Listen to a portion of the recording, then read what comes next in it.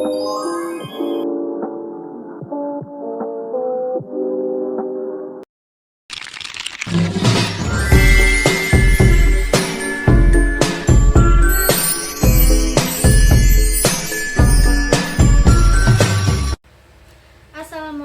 warahmatullahi wabarakatuh. Perkenalkan, nama saya Anggun Lestari dengan NPM 24610011 Prodi Manajemen kelas A.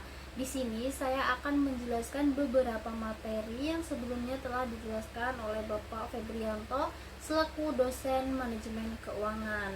Nah, untuk materi yang pertama yaitu tentang manajemen keuangan. Apa sih manajemen keuangan?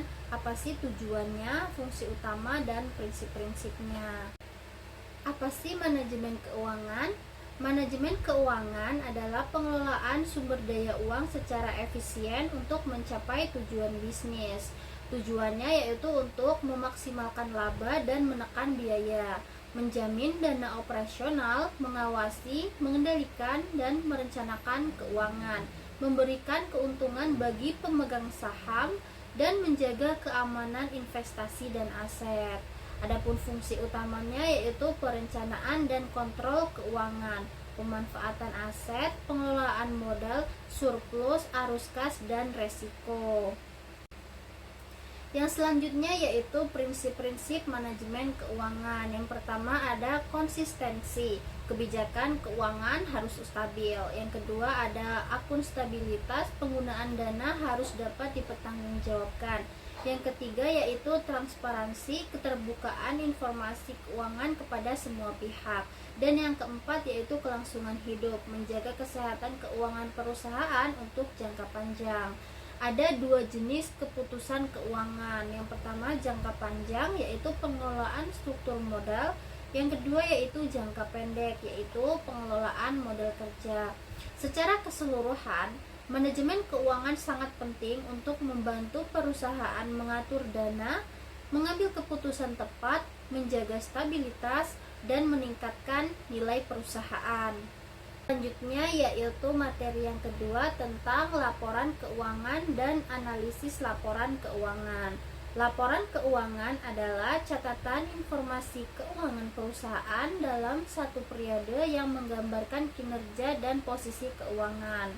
Laporan ini terdiri dari neraca menunjukkan posisi aset, utang, dan modal. Lalu ada laporan laba rugi menampilkan pendapatan, biaya, dan laba. Dan yang terakhir ada laporan arus kas menjelaskan aliran masuk dan keluar kas perusahaan.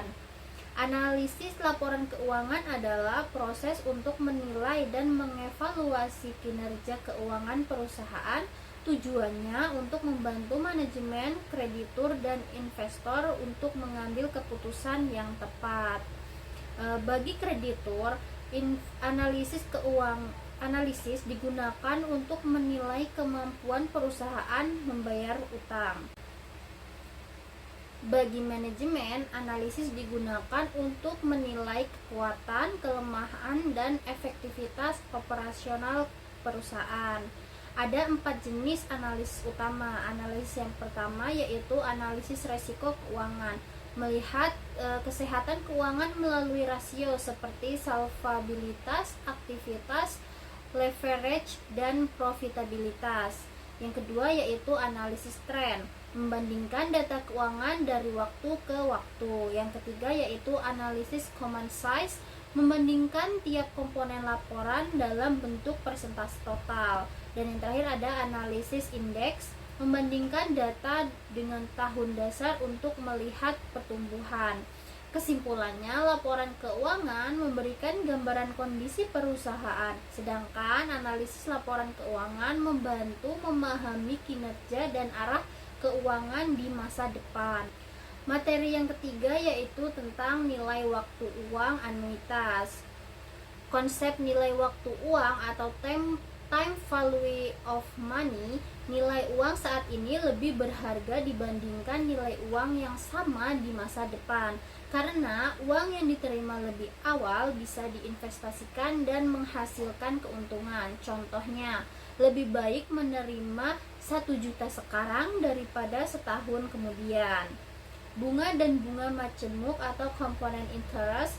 Bunga adalah hasil dari uang yang diinvestasikan, sedangkan bunga majemuk adalah bunga yang dihitung dari modal awal dan bunga sebelumnya, sehingga hasilnya terus bertambah setiap periode.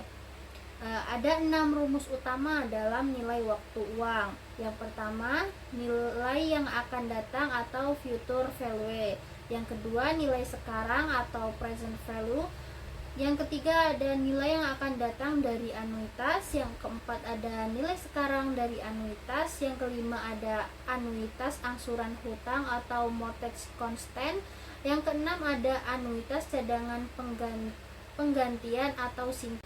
Anuitas adalah pembayaran atau penerimaan uang dengan jumlah tetap setiap periode dalam jangka waktu tertentu. Contohnya, menabung atau membayar cicilan yang jumlahnya sama setiap bulan atau tahun. Kesimpulannya yaitu nilai waktu uang mengajarkan kita bahwa waktu mempengaruhi nilai uang, dan anuitas membantu menghitung nilai pembayaran rutin di masa depan maupun saat ini. Konsep ini sangat penting dalam investasi, pinjaman, dan perencanaan keuangan. Materi yang terakhir yaitu tentang laporan keuangan dan analisis laporan keuangan.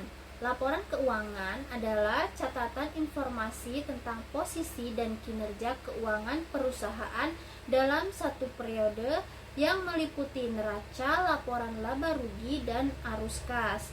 Analisis laporan keuangan digunakan untuk menilai kondisi dan kinerja perusahaan agar dapat membantu manajemen, investor, maupun kreditur dalam mengambil keputusan keuangan yang tepat. Ada 4 jenis analisis utama. Yang pertama yaitu analisis rasio keuangan, membandingkan angka-angka keuangan untuk melihat kesehatan perusahaan. Yang kedua yaitu analisis tren, melihat perubahan data keuangan dari waktu ke waktu. Yang ketiga yaitu analisis common size, menghitung persentase tiap komponen terhadap totalnya. Yang keempat yaitu analisis indeks, membandingkan data dengan tahun dasar untuk melihat pertumbuhan. Kesimpulannya, analisis laporan keuangan membantu mengetahui kekuatan, kelemahan, serta arah perkembangan perusahaan agar strategi bisnis bisa ditentukan dengan lebih baik. Untuk materi yang terakhir yaitu saya akan memberikan contoh dari masing-masing materi sebelumnya. Yang pertama tentang materi manajemen keuangan. Contohnya, sebuah UMKM minuman kekinian perlu mengatur uang dari penjualan harian. Pemilik usaha menghitung berapa yang harus dialokasikan untuk bahan baku, gaji karyawan, dan tabungan investasi. Tujuannya agar bisnis tetap berjalan lancar dan untung yang maksimal. Nah, untuk materi yang kedua tentang laporan dan analisis laporan keuangan, contohnya PT Fantona membuat laporan laba rugi dan neraca untuk melihat apakah pendapatan naik atau turun dibanding tahun lalu. Dengan analisis rasio, mereka tahu kemampuan membayar utang, mengelola aset, dan menghasilkan laba. Hasilnya jadi dasar keputusan manajemen.